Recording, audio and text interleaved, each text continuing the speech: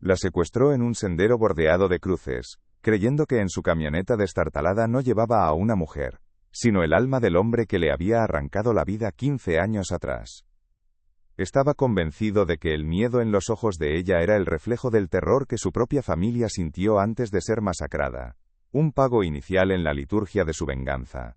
La arrastró hacia las montañas de Oaxaca, a una cabaña olvidada donde el odio había fermentado durante más de una década, un nido preparado para sacrificar a la única hija del cacique Eladio Montes. Pero el destino, esa bestia ciega que a veces imita a la justicia, le había tendido una trampa. Había capturado al cordero equivocado, y para cuando su corazón, endurecido y muerto, comenzara a sentir la verdad, ya sería demasiado tarde para salvarse. Si esta historia te toca el corazón, dime desde dónde la escuchas. Aquel hombre se llamaba Damián. Tenía 29 años, pero sus ojos cargaban el peso de un siglo de fantasmas. Había nacido del polvo y la tragedia, en una de esas comunidades rurales que los mapas olvidan. De niño se escondió bajo el suelo de madera, mientras los sicarios de un terrateniente ejecutaban a sus padres y a sus hermanos por negarse a vender sus tierras. De aquel día le quedó una cicatriz que le partía la ceja, un recordatorio perpetuo de que la justicia de los hombres no existía. Se hizo jornalero, un cuerpo fuerte y curtido por el sol que se movía de pueblo en pueblo, invisible. No hablaba con nadie. No creía en nada. Su única fe era la venganza, un evangelio oscuro que había recitado en silencio durante 15 años, esperando su momento. El escenario de su vida era una tierra sin memoria, un rincón montañoso y aislado de Oaxaca a finales de los años 80. Un lugar de profundas tradiciones y una violencia sorda, endémica, donde el poder pertenecía a los caciques y a un narcotráfico que empezaba a echar raíces con total impunidad. El paisaje era un personaje más en aquella tragedia silenciosa, caminos de tierra roja que se teñían de sangre con la lluvia, y una niebla espesa que bajaba de las cumbres como un sudario sobre los pueblos. El aire mismo parecía oprimir, cargado con el peso de un pasado que se negaba a morir, y una justicia que era un lujo reservado para otros. En ese mundo, la vida de un campesino no valía nada, y el recuerdo de los muertos se desvanecía con el viento. La caza había durado años. Años de seguir pistas, de escuchar susurros en cantinas polvorientas, de trabajar en las tierras de sus enemigos para estar cerca. Finalmente recibió el soplo. La única hija de Eladio Montes, el monstruo que ordenó la matanza, había vuelto al pueblo para visitar la tumba de su madre. Para Damián, ella no era una persona, era un símbolo, la única posesión valiosa del hombre que se lo había quitado todo. La esperó en una tarde lluviosa, mientras ella caminaba sola por un sendero flanqueado por cruces de madera carcomida. El secuestro fue brutal, rápido y sin una sola palabra. La envolvió en una manta gruesa, la subió a su camioneta y se adentró en la sierra, hacia la cabaña abandonada que sería su altar de venganza. La mujer que Damián arrojó sobre el suelo de tierra de la cabaña se llamaba Luz. Tenía 24 años y no era la hija de ningún cacique. Era una maestra rural, huérfana, que había llegado a la región hacía apenas un año para dar clases en la pequeña escuela del pueblo. Era delgada, de mirada serena pero firme, y vestía una sencillez que chocaba frontalmente con la opulencia que Damián había imaginado para la heredera de su verdugo. Cuando él le arrancó la venda de los ojos en la penumbra, el conflicto estalló como un relámpago. Él la acusó con el veneno de 15 años de dolor acumulado. Ella, paralizada por el terror, intentaba explicarle su terrible error. Pero Damián estaba ciego y sordo, ahogado en su propio odio. Sus negaciones eran solo una estrategia. Los primeros días en la cabaña fueron una cárcel para dos almas. Para ella, una prisión física de paredes de adobe y un suelo húmedo. Para él, la jaula de su propia obsesión, un espacio asfixiante donde el fantasma de su venganza lo observaba desde cada rincón oscuro. El tiempo se medía por el sonido incesante de la lluvia contra el techo de lámina y el silencio tenso que se rompía solo por el crujido de la madera en el fuego. Él le dejaba un plato de frijoles y una tortilla una vez al día, un acto mecánico que ya contradecía su misión de odio. No la miraba a los ojos. Se negaba a verla como algo más que un objeto, el instrumento de su justicia. Ella comía en silencio, con la dignidad de quien se niega a rendirse. Pero la certeza de un hombre que ha vivido de una sola idea es frágil como el cristal. Damián, en su papel de carcelero, se convirtió en un observador involuntario. Veía cómo Luz se estremecía de frío por la noche, abrazándose a sí misma, pero sin emitir una sola queja. La observaba remendar con hilo un desgarro en su vestido sencillo, un pequeño acto de orden en medio del caos que la rodeaba. Notaba la forma en que su mirada, aunque asustada, nunca se volvía suplicante. No había arrogancia en ella, ni el desprecio que él esperaba encontrar en la hija de un hombre como Montes. Poco a poco, sin que él lo quisiera, la imagen de la hija del demonio se resquebrajaba, y en su lugar aparecía una mujer vulnerable, sola y valiente. Una mañana, al llevarle el escaso desayuno, la encontró temblando, con la piel pálida y los labios azulados por una fiebre que había crecido durante la noche. Se había herido el brazo al tropezar en la oscuridad, y la herida se había infectado. Por un instante, Damián se quedó paralizado. Su plan no incluía la enfermedad, no contemplaba la fragilidad de un cuerpo. La venganza era un acto puro, no esta sucia realidad. Maldiciendo en voz baja, revolvió sus escasas pertenencias hasta encontrar un trapo limpio y una botella de mezcal. Se arrodilló a su lado y con unas manos ásperas y torpes, acostumbradas a la violencia y al trabajo duro, le limpió la herida. Ella se encogió ante su tacto, pero no gritó. Aquella noche el silencio se rompió. La fiebre la hacía delirar, y en sus murmullos, no llamaba a un padre poderoso, sino a una madre muerta hacía mucho tiempo. Damián, sentado junto al fuego, escuchaba fragmentos de una vida de soledad. Hablaba de un orfanato, de la ilusión de ser maestra, de no tener a nadie en el mundo. Él, que había construido su identidad sobre la pérdida de su familia, sintió por primera vez una extraña y peligrosa resonancia. El odio necesitaba un enemigo claro, un monstruo definido, pero las palabras de luz dibujaban a una mujer tan rota y sola como él. La vela que iluminaba la cabaña proyectaba sus sombras en la pared, dos figuras aisladas unidas por un dolor que tenía distintas raíces pero la misma profundidad. Ella llevaba un pequeño rebozo de lana descolorida, el único objeto que no era su propia ropa, lo aferraba constantemente, como un ancla en medio de la tormenta. Para Damián, al principio no era más que un trapo sin valor. Pero empezó a verlo como una extensión de ella. Una tarde, mientras le dejaba agua, el rebozo se le resbaló de las manos y cayó al suelo polvoriento. Él se detuvo. Dudó un momento, con el ceño fruncido, y luego se agachó para recogerlo. Sus dedos, callosos y manchados de tierra, rozaron la tela gastada. Por un instante, lo sostuvo, sintiendo su ligereza, imaginando las manos de la madre que se lo había tejido. Se lo devolvió sin mirarla, pero aquel simple gesto fue una grieta en el muro de su venganza. El gesto con el rebozo había abierto una compuerta. Damián, que hasta entonces solo había emitido gruñidos y órdenes secas, comenzó a hablar. Sus preguntas eran torpes, como piedras arrojadas a un pozo profundo buscando un eco. Le preguntó su nombre completo, no para confirmar su identidad falsa, sino porque de pronto necesitaba saberlo. Le preguntó de dónde venía, qué la había llevado a aquel rincón olvidado del mundo. Sus palabras, ásperas por el desuso, se tropezaban en su garganta. Ya no la miraba como el símbolo de su enemigo, sino como un enigma que necesitaba descifrar para entender el caos que se había desatado en su interior. Cada pregunta era una traición a sus muertos, un paso más lejos del hombre que había jurado ser, y un paso más cerca de la peligrosa humanidad de ella. Luz le respondió con una voz que ya no temblaba de terror, sino que vibraba con la calma de quien no tiene nada que perder. Le contó del orfanato en la ciudad, de los muros grises y las monjas severas, de su único sueño, enseñar a leer a los niños que, como ella, no tenían a nadie. Le habló de su llegada a la sierra, de la desconfianza inicial de la gente, y de cómo se ganó su cariño con paciencia y una sonrisa. Describió la alegría simple de ver a un niño escribir su nombre por primera vez, el olor de la tierra mojada después de la sequía, la forma en que el sol teñía de oro los maizales al atardecer. No había súplica en su relato, solo la exposición desnuda de una vida pequeña, digna y solitaria, una vida que Damián nunca había imaginado. Él la escuchaba en silencio, apoyado contra la pared de adobe, mientras el fuego crepitaba y lanzaba sombras danzantes que parecían contar su propia historia. Las palabras de Luz eran como agua fresca sobre una herida vieja y purulenta. Por primera vez en 15 años, el monólogo de su venganza fue interrumpido por la voz de otra persona.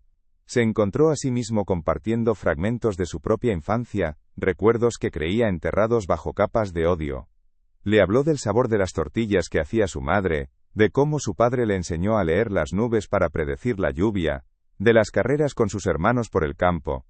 Cada recuerdo era una punzada de dolor, pero también una grieta por la que se colaba una luz extraña, la luz de una vida que le fue arrebatada. Una noche, el cielo se desplomó sobre la sierra. Una tormenta violenta, de esas que arrancan los árboles de raíz y convierten los caminos en ríos de lodo, los aisló por completo del mundo. El techo de lámina de la cabaña, oxidado y frágil, cedió en varios puntos. El agua helada comenzó a gotear, formando charcos en el suelo de tierra. El instinto de supervivencia se impuso al rol de captor y prisionera. Sin mediar palabra comenzaron a trabajar juntos, moviendo las escasas pertenencias a los rincones secos, usando una olla vieja para recoger el agua que caía con más fuerza. Sus movimientos eran sincronizados, una danza silenciosa en medio del caos. Por unas horas no eran Damián y Luz, sino dos náufragos compartiendo una isla precaria en medio de un océano de furia. La tormenta los despojó de sus papeles. El poder que él ejercía se disolvió con la lluvia que empapaba sus ropas y los hacía temblar de frío. Se acurrucaron cerca del fuego, la única fuente de calor, tan cerca que podía sentir la respiración de ella, oír el latido acelerado de su corazón. En un momento, él sacó de su morral el último trozo de pan duro que le quedaba. Lo partió en dos mitades desiguales y le ofreció la más grande. Ella lo miró, sus ojos enormes y oscuros en la penumbra reflejando las llamas. No era un acto de piedad, sino de comunión. Al aceptarlo, sus dedos se rozaron, una descarga eléctrica que los sacudió a ambos. En ese gesto, la venganza de Damián firmó su sentencia de muerte definitiva. En la quietud que siguió a la tormenta, con el único sonido del goteo del agua y la leña consumiéndose, Damián se quebró.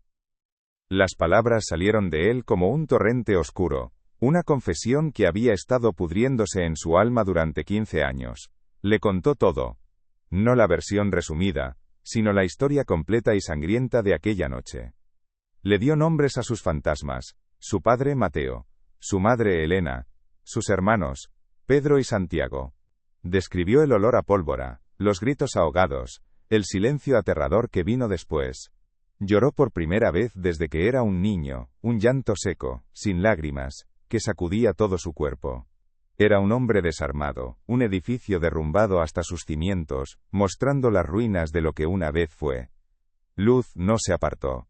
No mostró miedo ni repulsión ante la confesión de aquel hombre que la había secuestrado. Escuchó con una quietud casi sagrada, absorbiendo cada palabra, cada temblor de su voz. Cuando él terminó, agotado y vacío, ella hizo algo impensable. Lentamente, como si temiera romper el frágil momento, extendió su mano y la posó sobre el brazo de él. No fue una caricia, sino un anclaje. Un simple contacto de piel contra piel que decía más que cualquier palabra. Lo siento, susurró, y en esas dos palabras no había juicio, solo el reconocimiento de un dolor tan vasto como el suyo. Para Damián, aquel toque fue a la vez absolución y condena, el sello de un vínculo que ya no podría romper, ni en la vida ni en la muerte. El amanecer trajo consigo una calma precaria, y con ella, el fin de todo. Los pasos de un hombre acercándose a la cabaña rompieron el silencio. No era la policía. Era uno de los sicarios de Eladio Montes, un rostro conocido en la región, que buscaba a un peón fugado. Al asomarse a la puerta, su mirada se posó en Damián y luego en Luz, y una sonrisa burlona se dibujó en su rostro. «¿Qué haces con la maestrita, Damián?», dijo, su voz cargada de desprecio.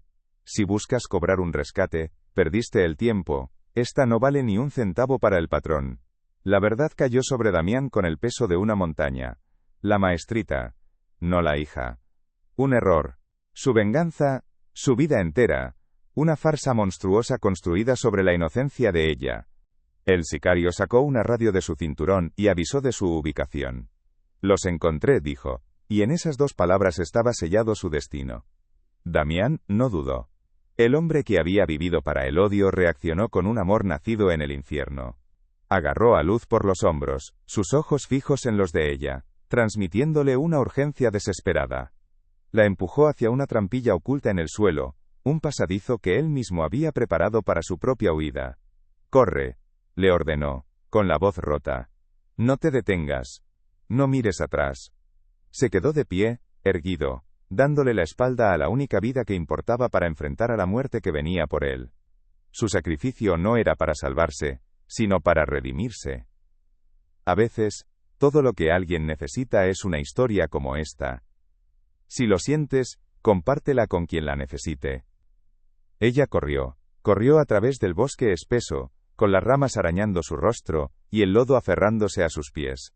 El sonido de los primeros disparos resonó en el aire, ecos secos y definitivos que la empujaron hacia adelante.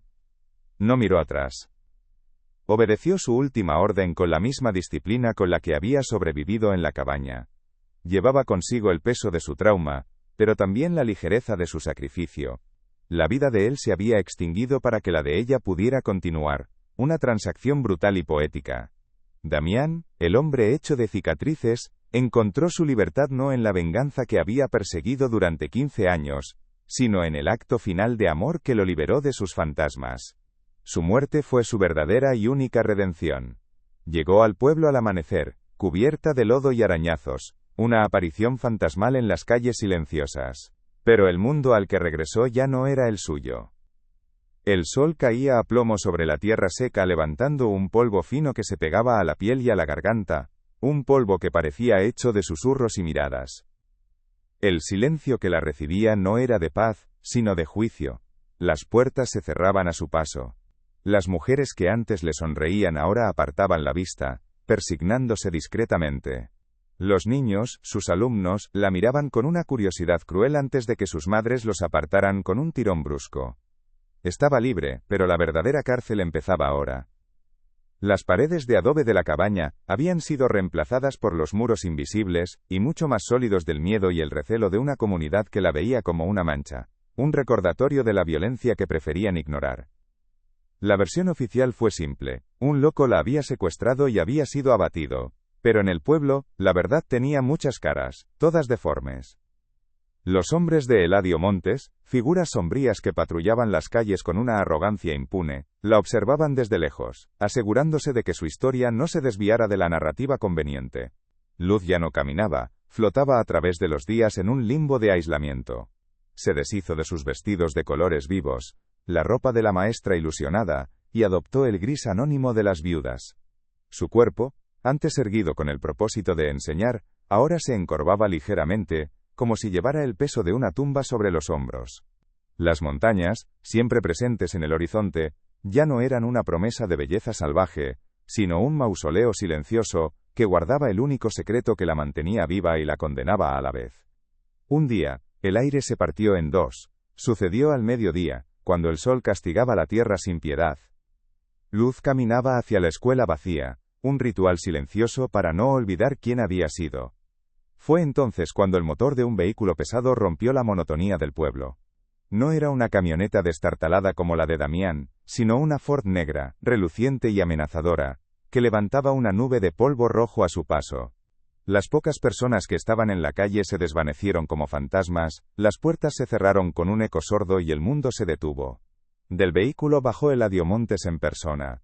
No era un hombre, era un monumento a la impunidad.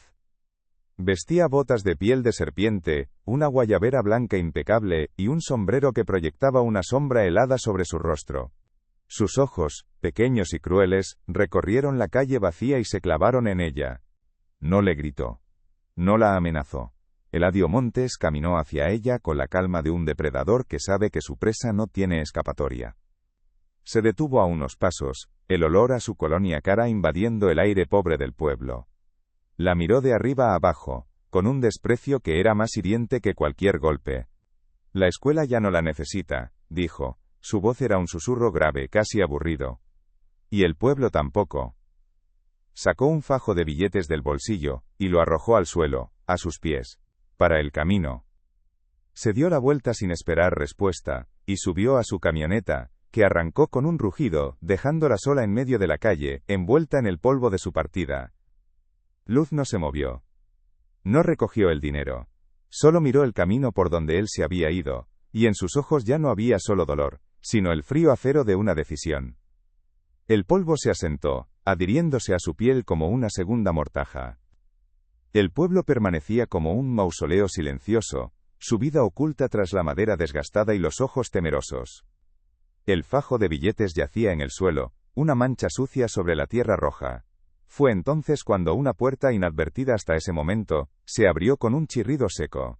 Un hombre salió de la fresca oscuridad de lo que parecía una pequeña botica. Era mayor, de unos 50 años, con un rostro tallado por el sol y la paciencia, y unos ojos que poseían la tranquila profundidad de un pozo. Tenía las manos manchadas con el jugo oscuro de las hierbas. Pasó junto a ella, con la mirada fija al frente, como si fuera solo una parte más del desolado paisaje. Al llegar a su altura, habló sin mirarla, con voz baja y áspera. El dinero de un muerto quema las manos. Pero el miedo, niña, el miedo te quema el alma. Sus palabras no fueron un consuelo, sino un trozo de cristal presionado contra su piel.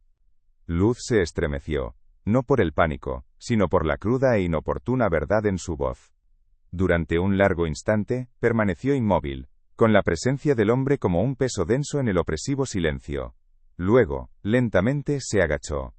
Su mano ignoró por completo el dinero, y sus dedos se cerraron en torno a una pequeña y afilada piedra del camino. Se enderezó, con los nudillos blancos mientras la aferraba, un pedazo sólido de la tierra que acababa de presenciar su humillación. El hombre se había detenido a unos pasos y se giró para observarla. Un destello de algo indescifrable cruzó su rostro. Ese hombre te regaló su muerte, dijo, su voz un poco más suave pero no menos afilada. A ver qué haces tú con ella. Después, se dio la vuelta y desapareció de nuevo en las sombras de las que había salido. El amanecer que siguió a la confesión trajo una calma precaria y con ella, el fin de todo. Los pasos de un hombre acercándose a la cabaña rompieron el silencio. No era la policía, era uno de los sicarios de Eladio Montes, un rostro conocido en la región, que buscaba a un peón fugado. Al asomarse a la puerta, su mirada se posó en Damián y luego en Luz, y una sonrisa burlona se dibujó en su rostro. «¿Qué haces con la maestrita, Damián?», dijo, su voz cargada de desprecio. «Si buscas cobrar un rescate, perdiste el tiempo, esta no vale ni un centavo para el patrón». La verdad cayó sobre Damián con el peso de una montaña. La maestrita. No la hija. Un error. Su venganza, su vida entera, una farsa monstruosa construida sobre la inocencia de ella. El sicario sacó una radio de su cinturón y avisó de su ubicación. «Los encontré», dijo, y en esas dos palabras estaba sellado su destino. Damián no dudó. El hombre que había vivido para el odio reaccionó con un amor nacido en el infierno. Agarró a Luz por los hombros, sus ojos fijos en los de ella, transmitiéndole una urgencia desesperada. La empujó hacia una trampilla oculta en el suelo, un pasadizo que él mismo había preparado para su propia huida. «Corre», le ordenó, con la voz rota. «No te detengas. No mires atrás». Se quedó de pie, erguido, dándole la espalda a la única vida que importaba para enfrentar a la muerte que venía por él. Su sacrificio no era para salvarse, sino para redimirse. A veces, todo lo que alguien necesita es una historia como esta. Si lo sientes, compártela con quien la necesite. Ella corrió. Corrió a través del bosque espeso, con las ramas arañando su rostro y el lodo aferrándose a sus pies. El sonido de los primeros disparos resonó en el aire, ecos secos y definitivos que la empujaron hacia adelante. No miró atrás. Obedeció su última orden con la misma disciplina con la que había sobrevivido en la cabaña. Llevaba consigo el peso de su trauma, pero también la ligereza de su sacrificio. La vida de él se había extinguido para que la de ella pudiera continuar, una transacción brutal y poética. Damián, el hombre hecho de cicatrices, encontró su libertad no en la venganza que había perseguido durante 15 años, sino en el acto final de amor que lo liberó de sus fantasmas. Su muerte fue su verdadera y única redención. Llegó al pueblo al amanecer, cubierta de lodo y arañazos, una aparición fantasmal en las calles silenciosas. Pero el mundo al que regresó ya no era el suyo. El sol caía a plomo sobre la tierra seca, levantando un polvo fino que se pegaba a la piel y a la garganta, un polvo que parecía hecho de susurros y miradas. El silencio que la recibía no era de paz, sino de juicio. Las puertas se cerraban a su paso. Las mujeres que antes le sonreían ahora apartaban la vista, persignándose discretamente. Los niños, sus alumnos, la miraban con una curiosidad cruel, antes de que sus madres los apartaran con un tirón brusco. Estaba libre, pero la verdadera cárcel empezaba ahora. Las paredes de adobe de la cabaña habían sido reemplazadas por los muros invisibles y mucho más sólidos del miedo y el recelo de una comunidad que la veía como una mancha, un recordatorio de la violencia que preferían ignorar. Aquella humillación fue la gota que colmó el vaso del miedo. Luz no se movió, anclada en el centro de la calle vacía, con el polvo de la partida de Montes asentándose sobre ella como una segunda piel. No lloró. Las lágrimas se habían secado en la cabaña, junto al fuego que consumió al hombre que la secuestró y la salvó. En su lugar, una rabia fría y lúcida comenzó a subir desde la planta de sus pies, un veneno lento que era también un antídoto. Su cuerpo, que se había encorvado bajo el peso del trauma y el desprecio, comenzó a enderezarse, vértebra por vértebra, como una planta que busca el sol en la oscuridad. Su mirada, antes perdida en el suelo, se levantó y recorrió las ventanas cerradas, no buscando piedad, sino memorizando cada puerta, cada rostro oculto. Dejó el dinero de Montes en el polvo, un insulto que se negaba a aceptar. La maestra rural estaba muerta. La mujer que se dio la vuelta y caminó con paso firme ya no era una víctima. Su primer acto de esta nueva vida fue cruzar el umbral de la botica del anciano. El interior olía a tierra, a raíces y a un tiempo que se medía en estaciones y no en horas.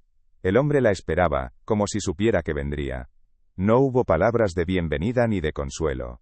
Ella se detuvo frente a él, y en el silencio entre ambos se forjó un pacto. Él vio en sus ojos la decisión de no huir, la voluntad de convertir el dolor en un arma. Ella vio en él al guardián, de un saber que no se enseñaba en los libros, el de la paciencia, el de las hierbas que curan y las que matan, el de la justicia que crece en la sombra. Él le tendió una pequeña hoz, con el mango de madera pulido por el uso. La tierra guarda todos los secretos, dijo, su voz un susurro seco. Hay que aprender a escucharla. Al tomarla, sus manos ya no temblaban. La habían despojado de todo, pero le habían dado un propósito. La venganza tenía ahora un nombre y un rostro. El amanecer trajo consigo una calma precaria, y con ella el fin de todo. Los pasos de un hombre acercándose a la cabaña rompieron el silencio. No era la policía. Era uno de los sicarios de Eladio Montes, un rostro conocido en la región, que buscaba a un peón fugado. Al asomarse a la puerta, su mirada se posó en Damián y luego en Luz, y una sonrisa burlona se dibujó en su rostro. ¿Qué haces con la maestrita, Damián?, dijo, su voz cargada de desprecio. Si buscas cobrar un rescate, perdiste el tiempo. Esta no vale ni un centavo para el patrón. La verdad cayó sobre Damián con el peso de una montaña. La maestrita. No la hija. Un error. Su venganza, su vida entera. Una farsa monstruosa construida sobre la inocencia de ella. El mundo se detuvo, el aire se volvió sólido, y el único sonido fue el del corazón de Damián rompiéndose en 1000 pedazos silenciosos. El sicario sacó una radio de su cinturón y avisó de su ubicación. Los encontré, dijo, y en esas 2 palabras estaba sellado su destino. Damián no dudó. El hombre que había vivido para el odio reaccionó con un amor nacido en el infierno. Agarró a Luz por los hombros, sus ojos fijos en los de ella, transmitiéndole una urgencia desesperada. La empujó hacia una trampilla oculta en el suelo, un pasadizo que él mismo había preparado para su propia huida. «Corre», le ordenó, con la voz rota. «No te detengas. No mires atrás». Se quedó de pie, erguido, dándole la espalda a la única vida que importaba para enfrentar a la muerte que venía por él. Su sacrificio no era para salvarse, sino para redimirse. A veces, todo lo que alguien necesita es una historia como esta. Si lo sientes, compártela con quien la necesite. Años más tarde, nadie en el pueblo recordaría el rostro de la maestrita. Pero en las montañas de Oaxaca, una leyenda comenzó a susurrarse junto al fuego. Hablaban de una mujer que caminaba sola por los senderos más peligrosos, con una pequeña hoz en la mano y una mirada que no conocía el miedo. No buscaba venganza, sino equilibrio. Ayudaba a los desamparados, a los que la justicia de los hombres había olvidado, usando el saber antiguo de la tierra que un anciano le enseñó. Llevaba consigo el recuerdo de un hombre que murió para que ella viviera, y en cada acto de compasión, en cada semilla plantada en tierra fértil, la cicatriz de Damián encontraba su paz. Su supervivencia no fue un final, sino una promesa. La justicia, a veces, no es un estallido, sino el lento y silencioso crecimiento de una flor, en un campo de cenizas. A veces, en el silencio profundo de la sierra, cuando el viento peinaba los maizales con un susurro que sonaba a confesión, ella se tocaba la muñeca, justo donde las manos ásperas de él la habían curado. No quedaba marca alguna en la piel, pero el calor fantasma de su tacto seguía allí, un ancla en la corriente de su nueva vida. No era el recuerdo del captor, sino el eco del hombre que se desmoronó para que ella pudiera reconstruirse, un edificio de ruinas sobre el que crecía un jardín. Su sacrificio no fue en vano. Se convirtió en la raíz de 1000 vidas que florecían en la tierra que él no pudo defender. Su historia no fue de odio sino de un amor que encontró la luz en el sacrificio. ¿Y tú, que escuchas esto ahora, habrías tenido el valor de perdonar al monstruo que te mostró su corazón?